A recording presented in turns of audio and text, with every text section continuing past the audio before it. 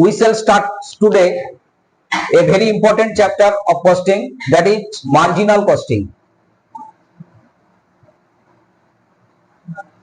Marginal costing.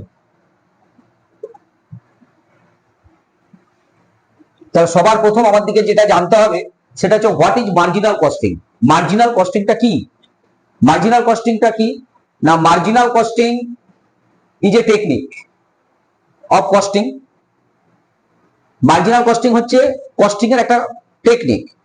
সেখানে আমরা কি করি না, সেখানে যে ভ্যারিয়েবল কস্ট গুলো থাকে সেই ভ্যারিয়েবল কস্ট গুলোকে আমরা প্রোডাকশনে এবং বা প্রসেসে চার্জ করি, আর যে ফিক্সড কস্ট গুলো আছে সেগুলোকে আমরা কনসিডার করি কি হিসাবে না, পিরিয়ডিক্যাল কস্ট হিসাবে।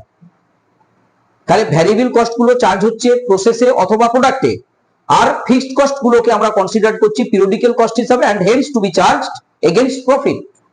তাহলে marginal costing is a technique of costing where we charge variable cost against the production and all fixed costs are considered as periodical cost and hence charged against profit.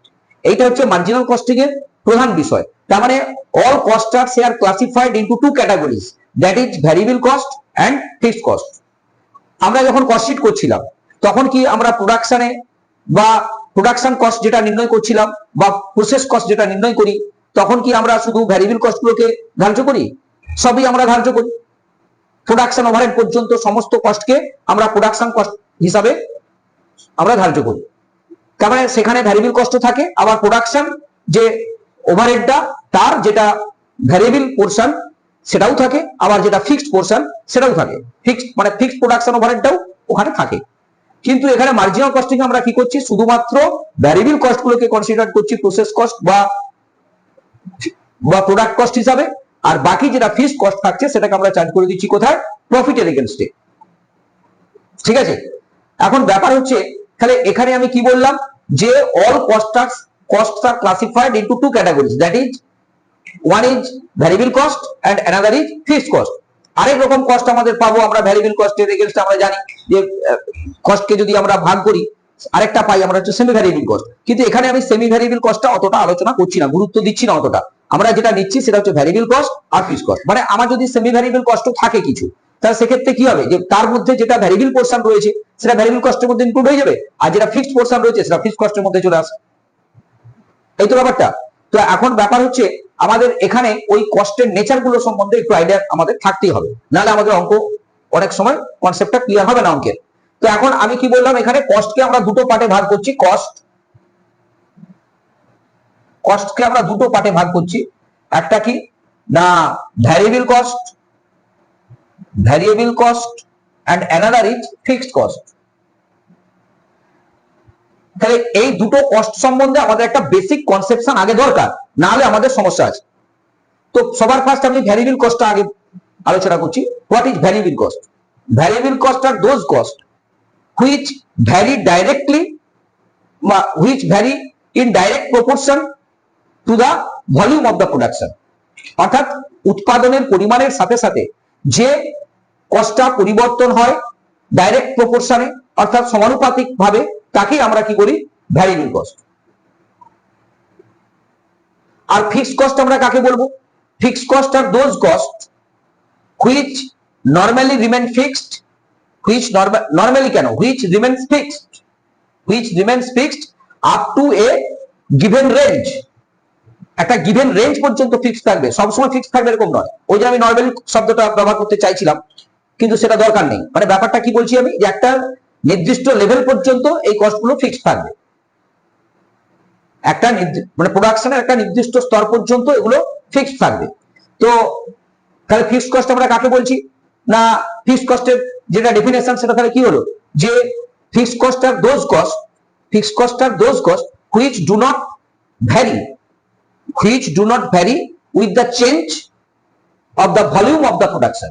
অর্থাৎ প্রোডাকশনের যে volume সেটা পরিবর্তনের সাথে সাথে যে কস্টটা পরিবর্তন হয় না সেটাই হচ্ছে আমার ফিক্সড কস্ট, আর যেটা চেঞ্জ হয় সেটা হচ্ছে ভ্যারিয়েবল কস্ট। কিন্তু এখানে আমার এই ভ্যারিয়েবল কস্টের যে ফিচার্স সেইটা একটু আমি দেখি, যে features of variable cost.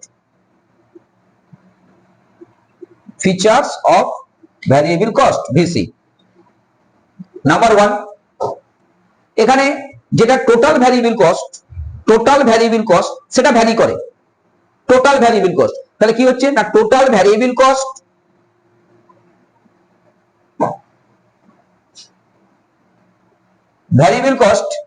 vary in direct proportion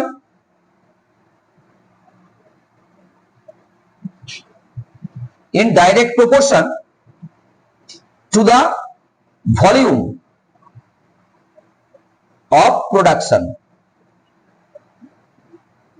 তার মানে কি বোঝাচ্ছে, যে এইটার দ্বারা কি বোঝাচ্ছে, যে যদি আমরা ভলিউম অফ প্রোডাকশনটাকে বাড়াই, তো ভ্যারিয়েবল কস্ট বাড়বে। তার মানে variable cost increases as the volume of production increases and vice versa। এবং এর বিপরীতটাও সত্য হবে, মানে ভ্যারিয়েবল কস্ট কমবে যদি প্রোডাকশনের ভলিউমটা কমানো হয়। এই জন্য একে আমরা বলছি ডাইরেক্ট প্রপোর্শন, মানে সমানুপাতিক হারে, মানে একটা বাড়লে আরেকটা বাড়বে। কার সাথে কার প্রপোর্শন হচ্ছে, মানে কার সাথে কার রিলেশন আছে, প্রোডাকশনের সাথে ভ্যারিয়েবল কস্টের। আমি যদি একটাকে বাড়াই আরেকটা বাড়বে, একটাকে যদি কমাই আরেকটা কমবে। তবে এখানে কোনটা বাড়াতে কমাতে হবে, প্রোডাকশনটা। ঠিক আছে, তাহলে এই হচ্ছে ভ্যারিয়েবল কস্টের ফার্স্ট ফিচার্স। আরেকটা ফিচার্স যেটা, সেটা হচ্ছে যে per unit variable cost remain fixed. Per unit variable কস্টটা কিন্তু চেঞ্জ হবে না। মানে আমার যদি 1 ইউনিট দ্রব্য উৎপাদনের জন্য 5 টাকা ভ্যারিয়েবল কস্ট লাগে, তাহলে 10 ইউনিটের জন্য কত লাগবে, 10 ইউনিটের জন্য 1 ইউনিটের জন্য 5 টাকা লাগে, 10 ইউনিটে অবভিয়াসলি 50 টাকা লাগবে। এটা টোটাল ভ্যারিয়েবল কস্ট চেঞ্জ হবে, কিন্তু পার ইউনিটটা কি চেঞ্জ হবে? আমি যদি 10 ইউনিটের জন্য 50 টাকা ভাবি, তার 1 ইউনিটের জন্য সেই 5 টাকা। তাহলে পার ইউনিট ভ্যারিয়েবল কস্ট সবসময় ফিক্সডই থাকবে। তাহলে এখানে ফিচার্স কি পাচ্ছি আমি, যে per unit variable cost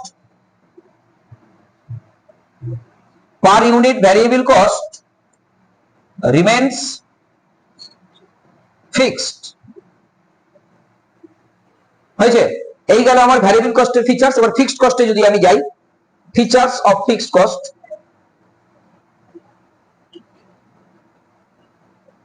fixed cost কি পাবো সেখানে, না ফিচার্স এর মধ্যে কি বললাম, টোটাল ফিক্সড, মানে total.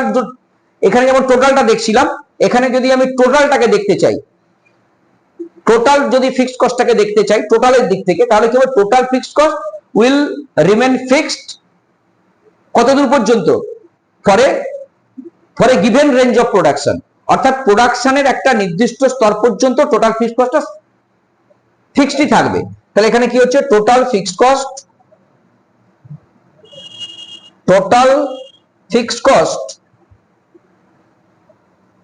remains fixed, total fixed cost remain fixed for a given range,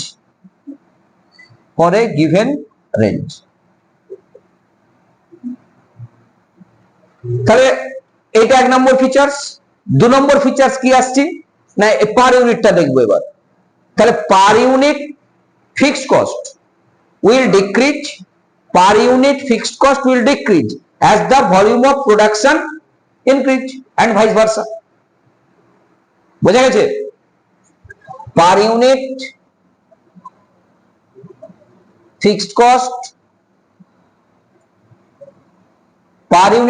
cost decreases as the volume of production increases and vice versa। এই ভাইস ভার্সা মানে বিপরীত ক্রমে সত্য, মানে fixed cost, per unit fixed cost কি হবে, increases as the volume of production decreases। বোঝা গেছে, যদি ভলিউম অফ প্রোডাকশনটাকে আমি কমাই তাহলে কি হবে, পার ইউনিট ফিক্সড কস্টটা বেড়ে যাবে। আর যদি আমি ভলিউম অফ প্রোডাকশনটাকে বাড়িয়ে দিই তাহলে পার ইউনিট ফিক্সড কস্ট কমে যাবে, ডিক্রিজ হবে। বোঝা গেল, এই হচ্ছে ব্যাপার। আমাদের এখানে ভ্যারিয়েবল কস্ট আর ফিক্সড কস্টের আমরা ডেফিনেশন গুলো বুঝলাম, কাকে বলে সেগুলো বুঝলাম। এবার আমাদের যে মার্জিনাল কস্টিং, সেখানে একটা আমাদের ইকুয়েশন সেট করতে হয়, সেটা হচ্ছে মার্জিন, তাকে আমরা কি বলি, marginal cost equation.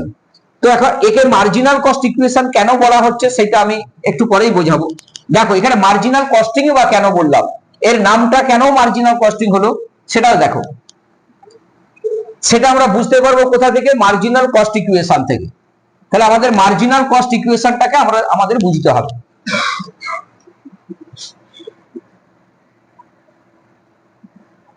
Marginal cost equation, এখানে দেখো সেলস, এই যে সেলস, সেলস সমান কি হচ্ছে না, সেখানে সেলস সমান আমরা কি জানি, মানে total cost TC plus profit. Profit কে আমরা পি দিয়ে ডিনোট করছি, আর টোটাল কস্ট কে টিসি দিয়ে ডিনোট করছি, সেলস কে আমরা এস দিয়ে ডিনোট করেছি। তাহলে এখানে আমি কি পাচ্ছি, or S equal to, total কস্টের মধ্যে দুটো টাইপের কস্ট আছে আমি বলেছি, একটা হচ্ছে ফিক্সড কস্ট আর একটা হচ্ছে ভ্যারিয়েবল কস্ট। তাহলে আমি প্রথমে ভ্যারিয়েবল কস্টটা লিখলাম, variable cost plus fixed cost মানে টোটাল কস্ট হয়ে গেল প্লাস পি। ঠিক আছে, এবার আমি কি করছি না, এই ভ্যারিয়েবল কস্টকে শুধু ভি লিখছি আমি, আর টোটাল ফিক্সড কস্ট, এই ফিক্সড কস্টকে কি লিখছি এফ, আর প্রফিটকে কি লিখছি পি। হলো, তাহলে আমরা কি পাচ্ছি, অর এস মাইনাস ভি, অর্থাৎ ভিটাকে পাশে নিয়ে এলাম, তাহলে এস মাইনাস ভি সমান কি হবে, এফ প্লাস পি। ঠিক আছে, এই এস মাইনাস ভিটাকে কি বলে অ্যাকচুয়ালি, এস মাইনাস ভি মানে সেলস থেকে আমি ভ্যারিয়েবল কস্ট বিয়োগ করে দিচ্ছি, এটাকে আমরা কি বলি কন্ট্রিবিউশন। তাহলে এটা সমান কি পাচ্ছি আমি, contribution. Contribution equal two F plus P, that is fixed cost plus profit, মানে কন্ট্রিবিউশন ইকুয়াল টু কি হচ্ছে, ফিক্সড কস্ট প্লাস প্রফিট। বুঝা গেল? এখানে দেখো আমি টোটাল কস্ট থেকে এই যে কন্ট্রিবিউশনটা আমি আলোচনা করছি, কন্ট্রিবিউশনটা নিয়ে আসছি আমি, এই কন্ট্রিবিউশন সমান তাহলে দুটো ফর্মুলা হচ্ছে আমাদের, একটা হচ্ছে এক নাম্বার ফর্মুলা, যদি ফর্মুলা হিসেবে দেখি আমরা এটাকে, তাহলে কন্ট্রিবিউশন ইকুয়াল টু কি হচ্ছে, এক নাম্বার হচ্ছে fixed cost plus profit. Another আরেকটা ফর্মুলা কি হবে, যে contribution equal to sales minus variable cost, sales থেকে ভ্যারিয়েবল কস্ট বিয়োগ করলে যেটা পাবো সেটাও কন্ট্রিবিউশন, আবার ফিক্সড কস্টের সাথে প্রফিট যোগ করে যেটা পাবো সেটাও কন্ট্রিবিউশন। এখন ব্যাপার হচ্ছে যে আমরা এই কন্ট্রিবিউশনটা যখন নিচ্ছি তখন কি করছি, সেলস থেকে ভ্যারিয়েবল কস্টটাকে বিয়োগ করে নিচ্ছি। তাহলে সমস্ত মার্জিনাল কস্টকে আমরা কি করছি, সেলস থেকে মাইনাস করে নিচ্ছি। এটার একটা বিশেষ কারণ আছে, কেন করছি তোমরা পরে বুঝতে পারবে, যখন আমরা ব্রেক ইভেন পয়েন্ট অ্যানালিসিস করতে যাব তখন দেখবে যে এটা কতটা গুরুত্বপূর্ণ একটা আইডিয়া, যে যেখানে আমরা সেলস থেকে ভ্যারিয়েবল কস্টকে মাইনাস করে কন্ট্রিবিউশনটা নির্ণয় করেছি। তাহলে কন্ট্রিবিউশন সমান দুটো পেলাম, একটা হচ্ছে সেলস মাইনাস ভ্যারিয়েবল কস্ট, আর একটা হচ্ছে ফিক্সড কস্ট প্লাস প্রফিট। এইটা আমাদের, এটাকে আমরা কি বলি, মার্জিনাল কস্ট ইকুয়েশন। এবার এটাকে আমি অন্যরকম ভাবে উপস্থাপন করতে পারি, যেমন ধরো যে আমি এখানে যদি আমি মানে আউটপুটটা নিই, অর্থাৎ এই যে সেলিং প্রাইস, এটাকে আমি কিসে নিলাম, পার ইউনিটে নিলাম, selling price per unit, variable কস্টটাকেও পার ইউনিটে নিলাম, পার ইউনিটে নিতে পারি। তাহলে ফিক্সড কস্টটা ঠিক থাকছে, প্রফিটটা ঠিক থাকছে, ওরকমই থাকবে। বোঝা গেল? তো সেক্ষেত্রে পার ইউনিট দিয়ে গেলে এখানে আবার একটা টোটাল আউটপুট গুণ হবে, তবে তো আমি সেলসটা পাবো। ঠিক আছে, হ্যাঁ বোঝা গেল কি বললাম? তাহলে অন্যরকম ভাবে যদি করি আমি, তাহলে সেক্ষেত্রে কি দাঁড়াবে, সেক্ষেত্রে আমার এখানে আমি ধরো আমি কি বললাম, যে এস সমান কি বলেছি আমি, টোটাল মানে এস সমান কি বলছি, V plus F plus P, এটা তো ব্যাপার।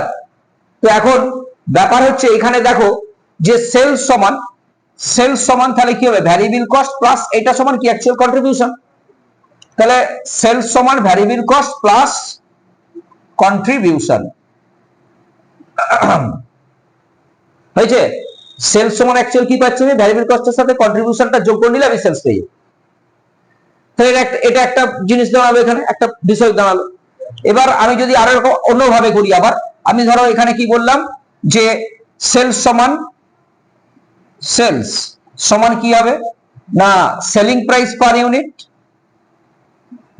Selling price per unit into output. হবে না, হবে না, হবে তো। ভ্যারিয়েবল কস্ট ভিসি সমান কি হবে, variable cost per unit into output, হবে তো? এখন যদি আমি আউটপুটটাকে ধরো মনে মনে কিভাবে, আউটপুটটাকে আমি কিভাবে বলবো মনে মনে কেন, আউটপুটটাকে কি ভাবছি, ও ভাবছি ধরো, তাহলে এস সমান কি হবে, যে selling price per unit into ও, এসপি বলছি এটাকে, selling price per unit into ও। আর ভি সমান কি হবে, ভি সমান হচ্ছে ভ্যারিয়েবল কস্ট পার ইউনিট, এটাকে ভিসি বলছি, ইনটু ও, হবে তো?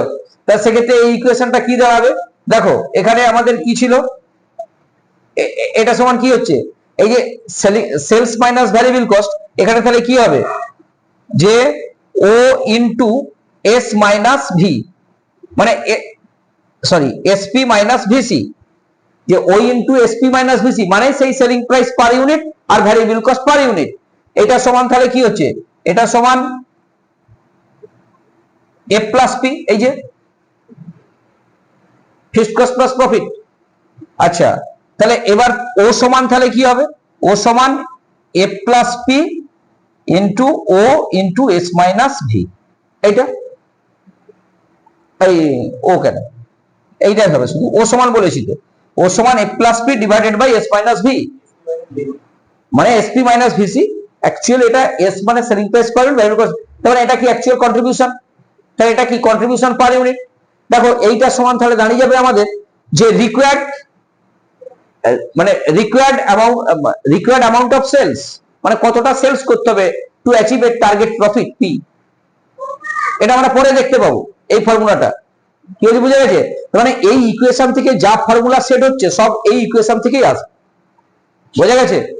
এইবার আমরা ইয়েতে যাচ্ছি, আমাদের এর পরবর্তী যে কনসেপ্ট দরকার সেটা হচ্ছে কন্ট্রিবিউশনটা তো হয়ে গেল, এর পরের যেটা দরকার হবে, এখানে কিছু এবার ইম্পর্টেন্ট কনসেপ্ট আমাদের দরকার হবে, যেমন এর মধ্যে কি রয়েছে না, প্রথম যেটা ফার্স্ট মানে খুব বেশি ইম্পর্টেন্ট কনসেপ্ট সেটা হচ্ছে প্রফিট ভলিউম রেশিও, অর্থাৎ পিভি রেশিও। কি দরকার হবে, প্রথমে কন্ট্রিবিউশনটা সম্বন্ধে তো আমরা দেখলাম, তাহলে কন্ট্রিবিউশনের দুটো ফর্মুলা পেয়েছি, একটা হচ্ছে ফিক্সড কস্ট প্লাস প্রফিট, আর একটা হচ্ছে কি সেলস মাইনাস ভ্যারিয়েবল কস্ট। এখন যেটা যেটা আমরা করব সেটা কি না, পিভি রেশিও, মানে পিভি রেশিও মানে profit volume ratio, PV ratio. এখন এই যে পিভি রেশিওটা কি অ্যাকচুয়ালি, তাহলে এই পিভি রেশিও হচ্ছে, পিভি রেশিও কি না, কন্ট্রিবিউশন আর সেলসের যেটা রেশিও, তাহলে PV ratio is the ratio of contribution and sales, মানে contribution to sales, it is the ratio of contribution to sales, মানে সেলসের মধ্যে কত পার্সেন্ট কন্ট্রিবিউশন আছে সেইটাই হচ্ছে পিভি রেশিও, সেলিং প্রাইসের মধ্যে কতটা কন্ট্রিবিউশন আছে সেটাই হচ্ছে আমাদের কি পিভি রেশিও। তাহলে পিভি রেশিও সমান কি হচ্ছে, এক নাম্বার ফর্মুলা, পিভি রেশিও সমান contribution by sales. Actually normally PV রেশিওটা পার্সেন্টেজে বার হয়, পিভি রেশিও সমান তাহলে কি হবে, 100 দিয়ে গুণ করতে হবে, তাহলে কন্ট্রিবিউশন বাই সেলস ইনটু 100, তাহলে পার্সেন্টেজ পেয়ে যাবো বা 100%। তাহলে কন্ট্রিবিউশন আর সেলসের যে অনুপাত সেটাই হচ্ছে কি অ্যাকচুয়াল পিভি রেশিও, বোঝা গেছে, প্রফিট ভলিউম রেশিও। তার কারণ আমরা জানি যে এখানে আমাদের ফিক্সড কস্টটাকে প্রফিটের এগেইনস্টে চার্জ করা হয়, তো সেই জন্য এই কন্ট্রিবিউশনটাকে আমরা এখানে কি বলেছি, প্রফিট ভলিউম রেশিও বলেছি, আর আমরা ভ্যারিয়েবল কস্টটাকে কি করেছি, সেলস থেকে মাইনাস করে রেখে দিয়েছি, কি বলছি বোঝা গেছে? তাহলে এক নাম্বার, দু নাম্বার কি হবে, দু নাম্বার ফর্মুলা, এটা ধরো আমি কন্ট্রিবিউশন বাই সেলস লিখেছি, এখন এটাকে আমি চেঞ্জ ইন কন্ট্রিবিউশন আর চেঞ্জ ইন সেলসে কনভার্ট করতে পারি, মানে কন্ট্রিবিউশনের চেঞ্জ আর সেলসের চেঞ্জ ইনটু 100, তাহলে কি হবে, change in contribution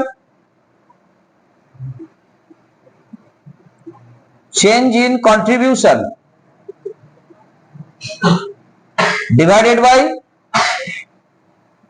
change in sales into 100, এটা দু নাম্বার। তিন নাম্বার, এখন কন্ট্রিবিউশনের মধ্যে কি আছে, ফিক্সড কস্ট আর প্রফিট আছে, ফিক্সড কস্ট কি চেঞ্জ হয়, তাহলে এই যে কন্ট্রিবিউশনের চেঞ্জ আসবে কখন, যদি প্রফিটে চেঞ্জ হয়, তাহলে এই ফর্মুলাটাকে আরো একটু মডিফাই করে লিখলে আমাদের কি হবে, change in profit divided by change in sales into 100, যেহেতু কন্ট্রিবিউশনের মধ্যে ফিক্সড কস্টটা ফিক্সডই থাকবে, চেঞ্জ হবে না, তাহলে আমাদের কন্ট্রিবিউশনের চেঞ্জ আসতে পারে কখন, যদি প্রফিটটা চেঞ্জ হয়, তাহলে সেক্ষেত্রে কি হচ্ছে, change in profit divided by change in sales into 100, এটাকে আমরা কি বলছি? প্রফিট ভলিউম রেশিও বা পিভি রেশিও। এখন এই পিভি রেশিও কখন চেঞ্জ হতে পারে, পিভি রেশিও কখন চেঞ্জ হবে, অর্থাৎ পিভি রেশিওর উপরে কখন এফেক্ট আসবে আর কখন আসবে না। তো আমাদের যে মার্জিনাল কস্ট ইকুয়েশন দেখেছি, সেখানে আমরা কি দেখেছি যে selling price minus variable cost এটা সমান কি? কন্ট্রিবিউশন। তো হ্যাঁ, এটা হচ্ছে কন্ট্রিবিউশন। তাহলে আমাদের এইখানে চেঞ্জ আসবে কখন? যদি অর্থাৎ পিভি রেশিও চেঞ্জ হবে কখন? যে যদি সেলিং প্রাইস বা ভ্যারিয়েবল কস্টের কোনো একটা চেঞ্জ হয়ে যায়, তাহলে আমাদের এখানে পিভি রেশিও চেঞ্জ হবে। তাহলে আমাদের যে ইকুয়েশন ছিল এস সমান কি? V plus F plus P, এখানে এফ প্লাস পি এর সঙ্গে পিভি রেশিওর কিন্তু খুব একটা বেশি সম্পর্ক নেই। অনেকে ভাবতে পারে যে কন্ট্রিবিউশন মানে তো স্যার এফ প্লাস পি, তাহলে আমরা F plus P by sales করছি যখন, তাহলে এফ আর পি তে পরিবর্তন আসলে কেন আমাদের পিভি রেশিও চেঞ্জ হবে না? এটা অনেকে ভাবতে পারে। আমরা এদিকটা দেখছি যে এস মাইনাস ভি কন্ট্রিবিউশন লিখলাম, তাহলে আমি বললাম এখানে যে পিভি রেশিওতে চেঞ্জ আসবে কখন? যদি এস এন্ড ভি এই দুটোর কোনো একটা পরিবর্তন হয়, তাহলে আমাদের কন্ট্রিবিউশন চেঞ্জ হবে। কন্ট্রিবিউশন চেঞ্জ হওয়া মানে পিভি রেশিওতে চেঞ্জ আসবে। তাহলে সেক্ষেত্রে অনেকে প্রশ্ন করতে পারে যে স্যার কন্ট্রিবিউশন মানে তো এফ প্লাস পি, তাহলে এফ এ পরিবর্তন এলে বা প্রফিটে পরিবর্তন এলে কেন হচ্ছে আমাদের পিভি রেশিওতে চেঞ্জ আসবে না? চেঞ্জ আসবে না তার কারণ দেখো, যে আমরা যখন ফিক্সড কস্টকে যদি পরিবর্তন করি, ফিক্সড কস্ট যখন পরিবর্তন করব তখন কিন্তু যদি সেলিং প্রাইস চেঞ্জ না হয়, তাহলে আমি ফিক্সড কস্টে পরিবর্তন করলাম, আমার তো সেলিং প্রাইসটা ঠিকই আছে, তাহলে আমি ধরো সেলিং প্রাইসটাকে কনস্ট্যান্ট রেখে দিয়েছি, দিয়ে আমি এফ কে কি করলাম? ডিক্রিজ করে দিলাম, কমিয়ে দিলাম, তাহলে কি ইকুয়েশনটা হোল্ড হবে? যে এস সমান V plus F plus P, এই যে ইকুয়েশনটা আমি যদি এটাকে না চেঞ্জ করি, শুধু যদি এই এফটাকে কমিয়ে দিই, তাহলে কি এটা তাহলে কি এতে মানে এই ইকুয়েশনটা হোল্ড হচ্ছে? আর হোল্ড হচ্ছে না। তাহলে এই ইকুয়েশনটা হোল্ড করতে গেলে নিশ্চয়ই এফ কমার কারণে ভ্যারিয়েবল কস্টের সঙ্গে এর কোনো সম্পর্ক নেই। ভ্যারিয়েবল কস্টের সঙ্গে কোনো সম্পর্ক আছে? তাহলে সম্পর্ক কার সাথে? এফ এর সাথে পি এর, কারণ এফ আর পি একবারে বন্ডেজ হয়ে আছে, কন্ট্রিবিউশন। কি বলছি, বুঝা গেল? তাহলে এখন যদি এফ কে কমাতে হয়, মানে এফ যদি কমে, তাহলে সেক্ষেত্রে যদি আমাকে ইকুয়েশন হোল্ড করতে হয়, তাহলে সেক্ষেত্রে আলটিমেটলি কি হবে? পি টাকা বেড়ে যাবে। তার মানে যখনই আমার ফিক্সড কস্ট কমে যাবে তখন প্রফিটটা বেড়ে যাবে, তাহলে total contribution will remain unchange থেকে যাবে। সেলিং প্রাইস যেহেতু চেঞ্জ হয়নি,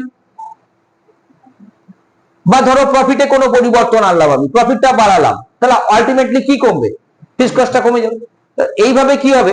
ফিক্সড কস্ট আর প্রফিট পরিবর্তনের কারণে কিন্তু পিভি রেশিও চেঞ্জ হবে না, যদি সেলিং প্রাইস আনচেঞ্জ থাকে। সেই জন্য সেলিং প্রাইস আর ভ্যারিয়েবল কস্টে যদি কোনো রকম চেঞ্জ আসে, তবেই কিন্তু আমাদের এই পিভি রেশিও চেঞ্জ হবে। এই পিভি রেশিও কনসেপ্টটা খুবই ইম্পর্টেন্ট একটা কনসেপ্ট। তার মানে দেখো, আমি যখনই যে কোনো সেলস কে পিভি রেশিও দিয়ে গুণ করব, কি পাবো? আমি কি বলেছি যে পিভি রেশিও সমান কন্ট্রিবিউশন বাই সেলস। তাহলে আমি যদি এখন সেলস এর সাথে পিভি রেশিও গুণ করি, তাহলে কি পাবো? কন্ট্রিবিউশন পাবো। তাহলে যে কোনো সেলস কে যদি পিভি রেশিও দিয়ে গুণ করে দিই, তাহলে সেই লেভেলের সেলসে আমি কি পাবো? কন্ট্রিবিউশনটা পেয়ে যাব। সেই লেভেলে আমরা কন্ট্রিবিউশনটা পেয়ে যাব। বোঝা গেল? তাহলে আমি যদি বলি আমার পিভি রেশিও 40%, আমার সেলস হচ্ছে 1 লাখ, তাহলে সেক্ষেত্রে কন্ট্রিবিউশন কত হবে? 1 লাখ ইন্টু 40%, তাহলে 40,000 হচ্ছে আমাদের কন্ট্রিবিউশন। এবার এই কন্ট্রিবিউশনের মধ্যে কি কি আছে? ফিক্সড কস্ট আর প্রফিট আছে। তাহলে এবার আমি যদি বলি প্রফিট আমার 20,000 টাকা, তাহলে সেক্ষেত্রে ফিক্সড কস্ট কত হবে? 20,000 টাকা। কারণ আমার টোটাল কন্ট্রিবিউশন 40,000, আমি বলেছি প্রফিট হচ্ছে 20,000, তাহলে সেক্ষেত্রে ফিক্সড কস্ট কত হবে? 20,000। এবার আবার আমি ফিক্সড কস্টটা বলে দিলাম ধরো 10,000, তাহলে প্রফিট কত হবে? 30,000। একটার সঙ্গে আরেকটা একবারে রিলেটেড হয়ে আছে। একটু বুঝা থাকলে তবে ওই ফর্মুলাগুলো পটপট আমি সেট করে করতে পারবো, নাহলে কত ফর্মুলা মনে করবে তুমি, আর কতই বা ফর্মুলা অনেক ফর্মুলা এখানে তৈরি হবে। কনসেপ্টটা ঠিক থাকলে তাহলে কি হবে? আস্তে আস্তে আমি এক একটা করে ফর্মুলা আমার যখন যেরকম লাগবে তখন আমি নিজে নিজেই ফর্মুলাটা সেট করে নিতে পারবো। বোঝা গেল? তাহলে আমাদের কি বলছিলাম আমি? এই পিভি রেশিও কখন চেঞ্জ হবে বলে দিয়েছি।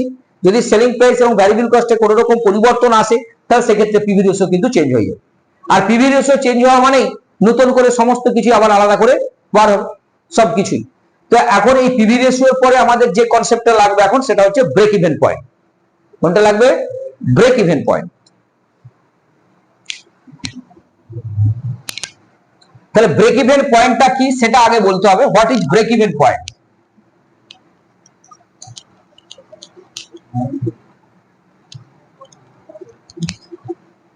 আচ্ছা, ব্রেক ইভেন পয়েন্ট কি?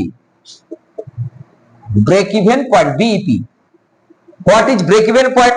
না, break even point is that point where neither profit nor loss has been occurred, অর্থাৎ যেখানে কোনো প্রফিটও ঘটেনি, কোনো লসও হয়নি, সেটাই হচ্ছে আমার ব্রেক ইভেন পয়েন্ট।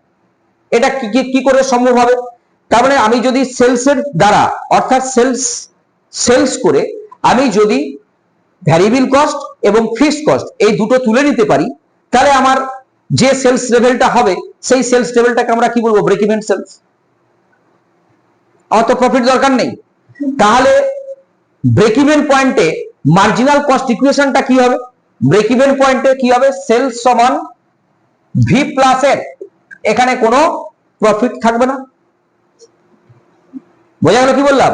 যে ব্রেক ইভেন পয়েন্টটা সেই লেভেল, মানে break even point is that point, break even point is that point মানে there is neither loss nor profit, বা where there is neither loss nor profit, মানে কোনো প্রফিটও নেই কোনো লসও নেই, সেই পয়েন্টটাই হচ্ছে ব্রেক ইভেন পয়েন্ট। তাহলে এখানে সেলস সমান কি হবে? Variable cost plus fixed cost, profit তো নেই, প্রফিটটাই নেই। তাহলে এখানে ইকুয়েশনটা কি দাঁড়াবে? সেলস সমান ভ্যারিয়েবল কস্ট প্লাস প্রফিট, এই প্লাস হচ্ছে fixed cost, variable cost plus fixed cost. এখন ব্যাপার হচ্ছে এই ব্রেক ইভেন পয়েন্টটা নির্ণয় হবে কিভাবে? কিভাবে আমি নির্ণয় করতে পারি এই ব্রেক ইভেন পয়েন্টটা? দেখো, আমি তোমাকে বললাম যে আমার selling price per unit, selling price per unit বললাম ₹10, 10 টাকা। Variable cost per unit, variable cost per unit ধরো বললাম ₹4, এটা rupees. Selling price per unit 10 টাকা, ভ্যারিয়েবল কস্ট পার ইউনিট ₹4। বললাম total fixed cost, total fixed cost সমান ₹10,000। আমার break even কত ইউনিট বিক্রি করলে কোনো প্রফিট বা লস হবে না সেটা বার করতে হবে। কত ইউনিট দ্রব্য বিক্রি করলে কোনো প্রফিট বা লস হবে না, সেটাই তো ব্রেক ইভেন পয়েন্ট। তা কিভাবে নির্ণয় হতে পারে? ধরো আমি তোমাকে একটা এক্সাম্পল দিচ্ছি। ধরো আমি ভাবলাম মনে মনে যে আমি 100 ইউনিট দ্রব্য উৎপাদন করলে এটা সম্ভব হবে, যে ভ্যারিয়েবল কস্ট আর ফিক্সড কস্ট দুটোই আমার উঠে চলে আসবে। আমি এটা ধরছি মনে মনে, হবে না যদিও। আমি তাহলে 100 ইউনিট দ্রব্য যদি বিক্রি করি, তা সেক্ষেত্রে আমার সেলিং প্রাইস পার ইউনিট 10 টাকা, সেক্ষেত্রে আমার সেলস সমান কত দাঁড়াবে? মানে সেলস থেকে রেভিনিউ কত আসবে? সেলস থেকে রেভিনিউ আসবে মাত্র 1000 টাকা। এই 100 ইউনিট দ্রব্য উৎপাদনের জন্য আমার যে টোটাল কস্ট তার মধ্যে ভ্যারিয়েবল কস্ট আছে এবং ফিক্সড কস্ট আছে। এই ভ্যারিয়েবল কস্টটা কত হচ্ছে? ভ্যারিয়েবল কস্ট হচ্ছে আমার 100 ইউনিট দ্রব্য উৎপাদনের জন্য 4 টাকা করে পার ইউনিট সমান 400 টাকা, আর ফিক্সড কস্ট আছে কত আমার? 10,000 টাকা, তাই তো? তাহলে 10,000, তা টোটাল কস্ট কত দাঁড়াবে? 10,400। whereas আমার সেলস রেভিনিউ কত? 1000। তাহলে আমি লস এরিয়াতে আছি, লসে আছি তো। তাহলে এইভাবে যদি আমি এটাকে নির্ণয় করতে চাই, কোনোদিনও সম্ভব হবে কি? হবে না।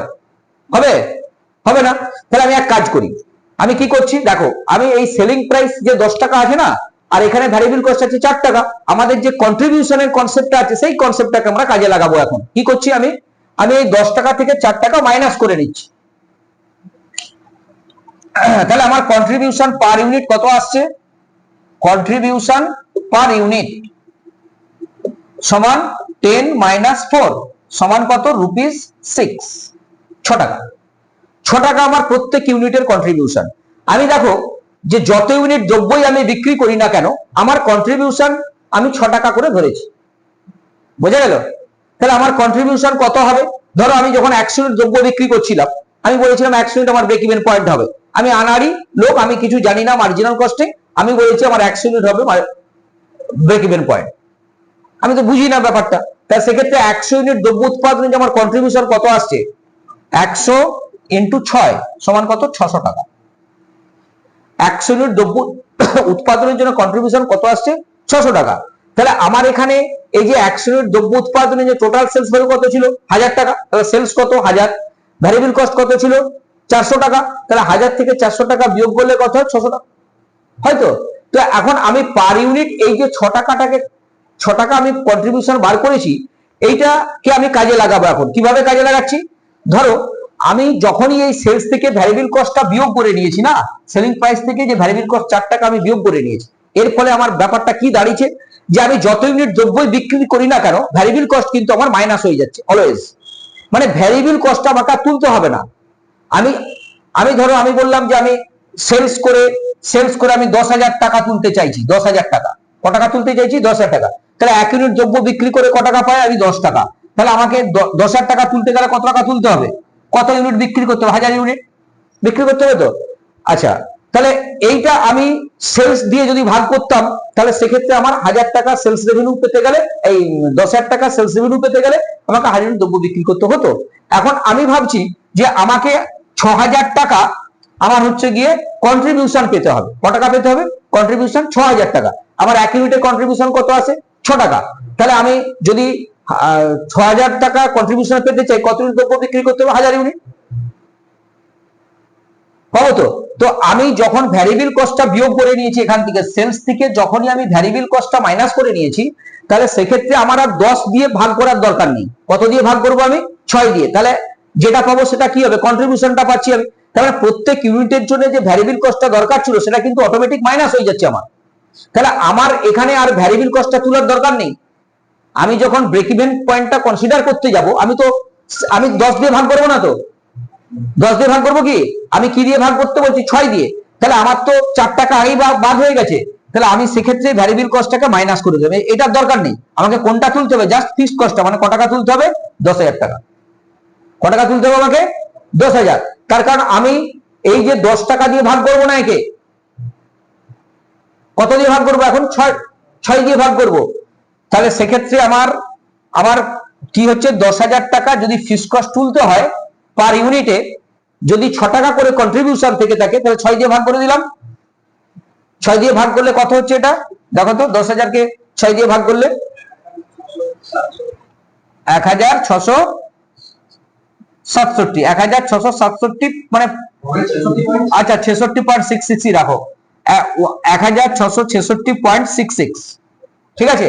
এইটা হচ্ছে মানে 1,666.66 ইউনিট দ্রব্য বিক্রি করলে আমার কি হবে না, ব্রেক ইভেন পয়েন্টে চলে যাবে, মানে ফিক্সড কস্টটা উঠে যাবে 6 টাকা করে। আমি তো 4 টাকাটা আগেই বাদ দিয়ে দিয়েছি, এই জন্যই এই যে টেকনিক, এর নামটা কি মার্জিনাল কস্টিং। কি করছি, ভ্যারিয়েবল কস্টটাকে আমি মাইনাস করে দিচ্ছি আগে, মানে প্রত্যেক ইউনিট দ্রব্য বিক্রি করে যে আমাদের টাকাটা আসছে তার থেকে আগেই আমি ভ্যারিয়েবল কস্টটাকে মাইনাস করে রাখছি বলে আমার ওই ভ্যারিয়েবল কস্ট অটোমেটিক উঠে যাচ্ছে। তখন শুধু কোনটা তুলতে হবে, আর ফিক্সড কস্টটা, বোঝা গেল। তাহলে সেক্ষেত্রে দেখো আমি হিসাবটা দেখাই এবার, আমার কত বলেছি আমি 1,666.66 এত ইউনিট দ্রব্য বিক্রি করলে আমার টোটাল সেলস রেভিনিউ এবং টোটাল কস্ট উইল সেম। সেক্ষেত্রে আমার দেখো যে আমি যখন 1,666.66 ইউনিট দ্রব্য বিক্রি করব, সেলস কত হবে 16,667 টাকা, সেলস সমান কত হবে 16,667 টাকা। তাহলে এবার বলতো ভ্যারিয়েবল কস্ট কত হবে, 1,666.66 ইন্টু 4 কত হবে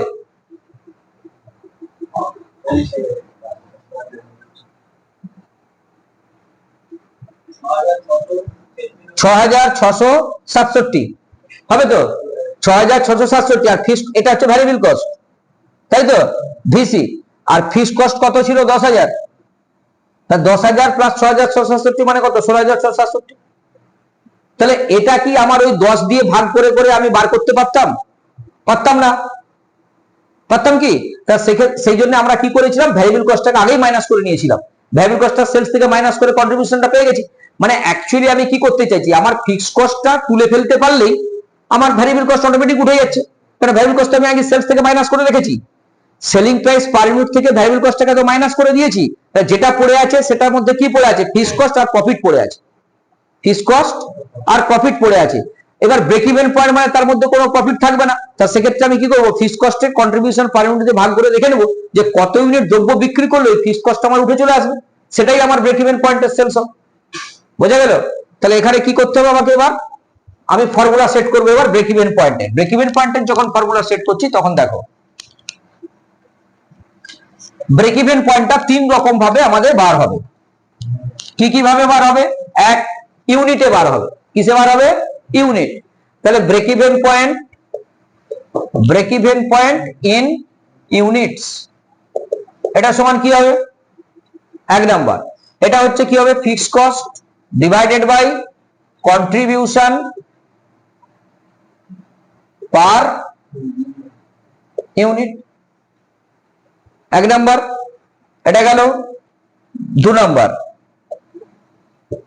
break even point in sales value,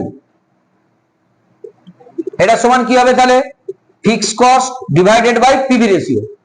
PV ratio সমান কি ছিল? Contribution by sales. PV ratio সমান কি ছিল? Contribution by sales. এটা হচ্ছে ডিভাইডেড বাই পিভি রেশিও। এটা করলে আমি ব্রেক ইভেন পয়েন্টটা কিসে পেয়ে যাব? সেলসে পেয়ে যাব। দেখো ব্যাপারটা হচ্ছে এটা তো ইউনিটে বেরিয়েছিল, এটা কিসে বেরিয়েছিল? ইউনিটে। তাহলে এখান থেকেই যদি আমি সেলস ভ্যালুতে যেতে চাই তাহলে কি করতে হয়? ইনটু এড unit into selling price per unit.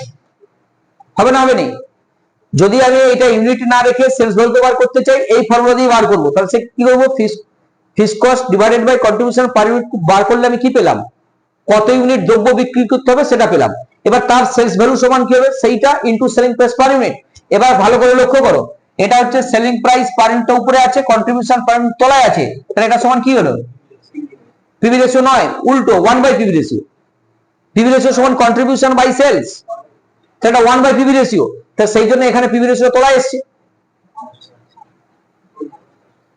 বোঝা গেল?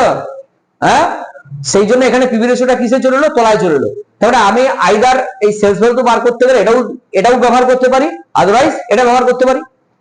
বোঝা গেছে?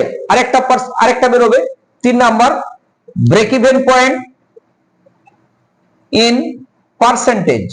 এখন পার্সেন্টেজে মানে কি? পার্সেন্টেজে মানে অ্যাকচুয়াল সেলস যা আমার, তার কত পার্সেন্ট হচ্ছে break even sales. Actual sales এর কত পার্সেন্ট ব্রেক ইভেন সেলস, সেটাই হচ্ছে break even sales in percentage. এটা কি করে বেরোবে? বুঝতেই পারছো? তাহলে সেক্ষেত্রে আমাদের ব্রেক ইভেন সেলসটা যদি জানা থাকে তবে এটা পার্সেন্টেজটা বার করা সম্ভব, তাই তো? তাহলে ধরো আমার ব্রেক ইভেন সেলস জানা আছে, তাহলে পার্সেন্টেজে বার করব। তাহলে break even sales divided by actual sales into 100। এটা কিন্তু একটা মারাত্মক ব্যাপার এখানে আছে, সেটা হচ্ছে এটা তাহলে এইটা আমার করে কি লাভ? মানে করে কি লাভ বলতে এটা আমার কিভাবে বার করবো? ব্রেক ইভেন পয়েন্টটি যদি জানা না থাকে তাহলে সেটা আমার পার্সেন্টেজ কিভাবে বার করবো? তা সেক্ষেত্রে উপায় আছে। উপায়টা কি? সেটা হচ্ছে fixed cost divided by contribution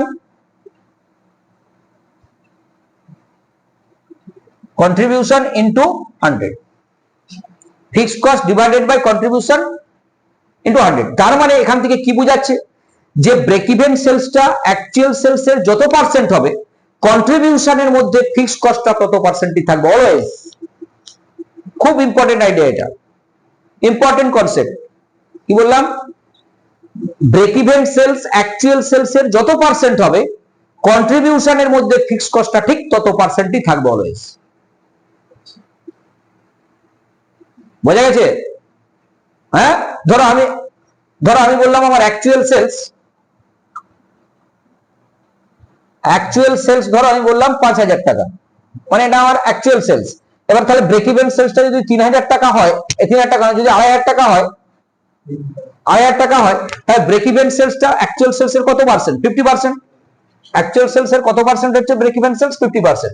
এখন আমি যদি বলি যে আমার কন্ট্রিবিউশন আছে 200 টাকা, তাহলে বলো তো ফিক্সড কস্ট কত হবে? ফিক্সড কস্ট কত হবে? 100 টাকা। দেখো আমরা সবসময় কি ভাবি যে কন্ট্রিবিউশন মানে fixed cost plus profit. Contribution সমান কি? Fixed cost plus profit. তাহলে সেক্ষেত্রে আমি যদি কন্ট্রিবিউশন থেকে ফিক্সড কস্ট পেতে যাই, প্রফিট জানতে হবে।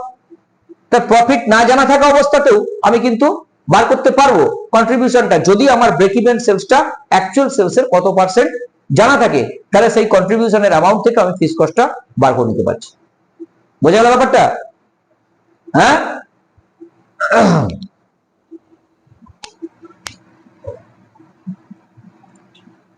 আচ্ছা। এবার ব্রেক ইভেন পয়েন্ট তো আমরা দেখলাম। আচ্ছা, এখানে আরো ফর্মুলা আছে, কিন্তু সেই ফর্মুলা আমি দিচ্ছি না। আমি সবসময় এই ফর্মুলা গুলো দিয়েই অঙ্ক করাবো। যে কোনো অঙ্ককে এই সমস্ত ফর্মুলার মধ্যেই আমি নিয়ে আসবো। বোঝা গেছে তো? আর বাকি ফর্মুলা আমার দরকার নেই। হয়েছে তো? এটা হয়ে গেল। এটা হচ্ছে ব্রেক ইভেন পয়েন্ট পার্সেন্টেজে বার করেছিলাম, break even sales divided by actual sales into 100। এটাকে আমি অন্যভাবে বার করতে পারি, fixed cost divided by contribution into 100। তাহলে ব্রেক ইভেনটা কত পার্সেন্ট অ্যাকচুয়াল সেলসের সেটা আমরা পেয়ে যাব। আচ্ছা, ব্রেক ইভেন পয়েন্টের পরে আরেকটা মোস্ট ইম্পর্টেন্ট কনসেপ্ট, সেটা কি? মস, মার্জিন অফ সেফটি। হয়েছে?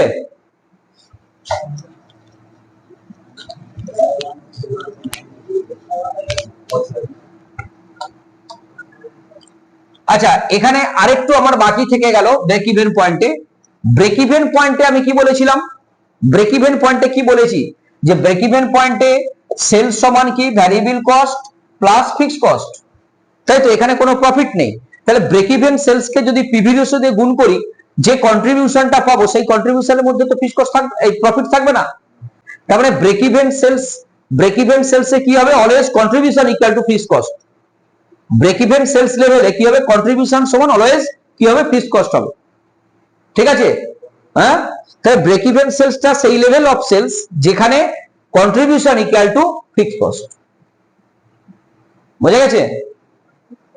তার মানে ব্রেক ইভেন সেলস কে যদি পিভি রেশিও দিয়ে গুণ করা হয়, তাহলে যেটা পাওয়া যাবে, যে কন্ট্রিবিউশনটা পাওয়া যাবে, সেটা অলওয়েজ ফিক্সড কস্টের সাথে সমান হবে। বোঝা গেল? তার মানে আমি যদি fixed cost, break even sales জানা থাকে, পিভি রেশিও জানা থাকে, আমি সেখান থেকে ফিক্সড কস্ট পেয়ে যেতে পারি। বোঝা গেল? প্রফিট না জানা থাকা অবস্থাতে। আচ্ছা, এবার আমরা যেটা আসছি সেটা হচ্ছে মস, অর্থাৎ মার্জিন অফ সেফটি। মস, এখন মসটা কি? মসটা বুঝতে গেলে আমি একটা গ্রাফ আগে দেখাচ্ছি, তারপরে আমি ফর্মুলায় আসবো। আচ্ছা, মসটা কি আগে সেটা দেখো। What is MOS? মস হচ্ছে difference between actual sales and break even sales. MOS সমান কি? Difference of actual sales and break even sales. তাহলে অ্যাকচুয়ালি মস সমান কি পাচ্ছি আমি? মার্জিন অফ সেফটি সমান actual sales minus break even sales. Actual sales থেকে ব্রেক ইভেন সেলস বিয়োগ করে যেটা পাবো সেটাই হচ্ছে মস। হয়েছে? এখন এই জিনিসটা কি সেটা দেখি। আচ্ছা, এইটা ধরো আমাদের সেলস, হয়েছে? আর আমরা জানি যে এখানে একটা ফিক্সড কস্ট আছে। তো যদি এখানে কস্টটাকে আমি, টোটাল কস্টটাকে যদি আমি এখানে গ্রাফিক্যালি প্রেজেন্ট করতে চাই, সেটা নিশ্চয়ই এখান থেকে আরম্ভ হবে না, কারণ ফিক্সড কস্ট আছে। তা সেক্ষেত্রে টোটাল কস্টটা কি হবে? ধরো এরকম জায়গা থেকে টোটাল কস্ট আরম্ভ হবে। তাহলে দেখতেই পাচ্ছ এখানে এসে কস্ট আর রেভিনিউ দুটো সমান হয়ে যাচ্ছে। এটা হচ্ছে টোটাল সেলস, আর এটা কি?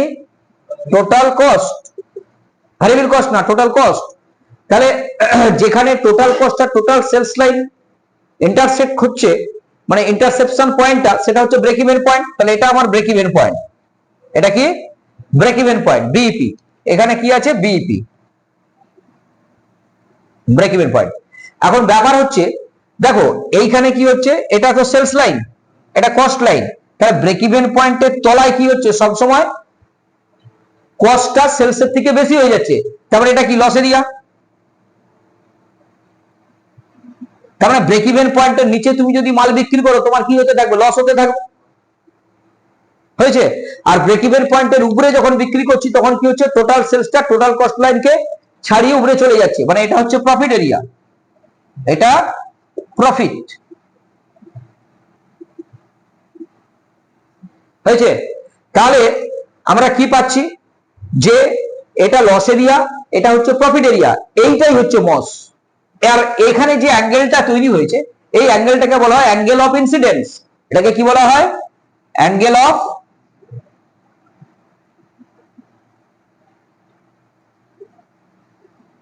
এই অ্যাঙ্গেলটা যত বড় হবে ততই মসটা বড় হবে, অর্থাৎ মস এরিয়াটা তত বড় হবে, ততই আমার প্রফিট ভলিউমটা, মানে প্রফিটের পরিমাণটা বেশি হবে। হয়েছে? তো এখন ব্যাপার হচ্ছে যে আমি কি পাচ্ছি এখানে। দেখো, যে যদি আমার অ্যাকচুয়াল সেলস আমি ভাবি, অ্যাকচুয়াল সেলস সমান তাহলে কি হবে, break even sales plus MOS, মানে ব্রেক ইভেন সেলস আর মার্জিন অফ সেফটি যোগ করলে কি পাবো, অ্যাকচুয়াল সেলস পাবো। সেই জন্য অ্যাকচুয়াল সেলস থেকে ব্রেক ইভেন সেলস বিয়োগ করলে কি পাই, মস পাই। আবার অ্যাকচুয়াল সেলস থেকে যদি মস বিয়োগ করে দিই কি পাই, ব্রেক ইভেন সেলস পাই। সবই তো ফর্মুলা, একটা ফর্মুলা যে কোনো জানলেই হবে। মানে মূল ফর্মুলাটা কোনটা, যে অ্যাকচুয়াল সেলস সমান কি হবে, ব্রেক ইভেন সেলস প্লাস মস। অ্যাকচুয়াল সেলস সমান ব্রেক ইভেন সেলস প্লাস মস, হয়েছে?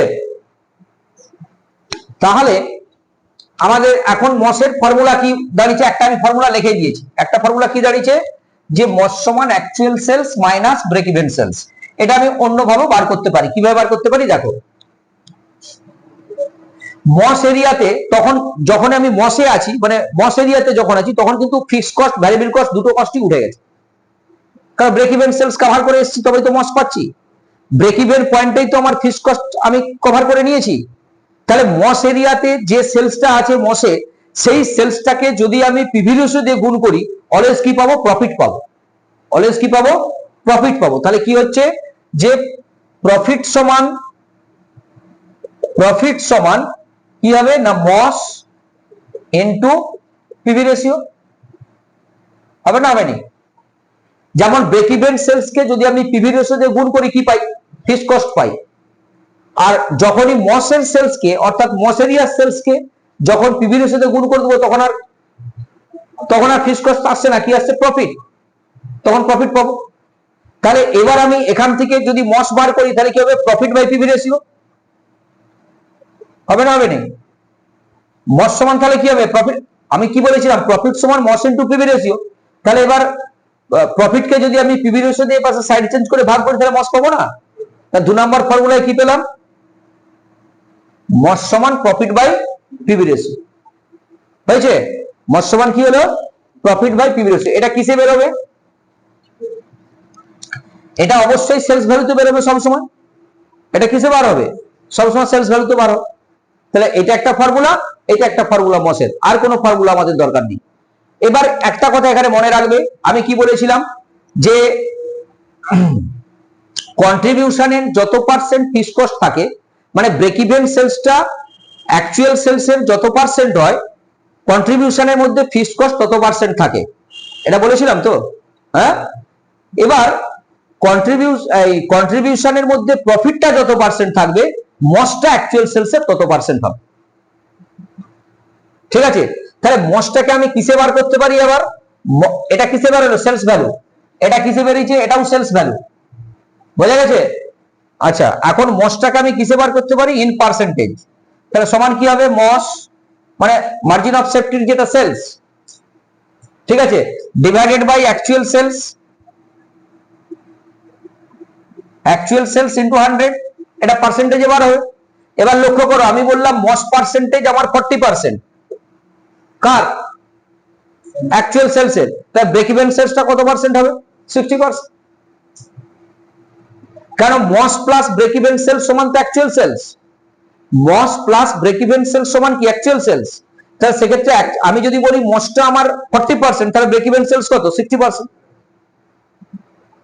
বোঝা গেছে?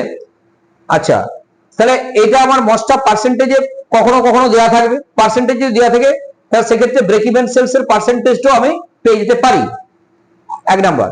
এবার এখানে যেটা আমি বুঝাচ্ছি, মানে যেটা বুঝাতে চাইছিলাম সেটা কি, সেটা হচ্ছে যে বলছিলাম যে মসটা যত পার্সেন্ট হবে, অ্যাকচুয়াল সেলসের যত পার্সেন্ট মস হবে, প্রফিটটা কন্ট্রিবিউশনের তত পার্সেন্ট হবে। তাহলে এটা আমি কি করে বার করতে পারি, এই পার্সেন্টেজটা কি করে বার করতে পারি, প্রফিট বাই কন্ট্রিবিউশন ইনটু 100। তাহলে মসটা কিসে পেয়ে যাবো, পার্সেন্টেজে পেয়ে যাবো। ব্রেক ইভেন সেলস অ্যাকচুয়াল সেলসের যত পার্সেন্ট, ফিক্সড কস্টটা কন্ট্রিবিউশনের তত পার্সেন্ট হয়, মসটা অ্যাকচুয়াল সেলসের যত পার্সেন্ট, প্রফিটটা কন্ট্রিবিউশনের তত পার্সেন্ট। বোঝা গেছে? এই গেল আমাদের টোটাল পিকচার। মানে আমি যে ফর্মুলা আমার কাজে লাগবে সেগুলো বলে দিয়েছি। মার্জিনাল কস্টিং এর এটা একবারে প্রাইমারি কনসেপ্ট। এরপরে যখন মার্জিনাল কস্টিংটা মূলত কেন ইম্পর্টেন্ট হচ্ছে ডিসিশন মেকিং এর জন্য।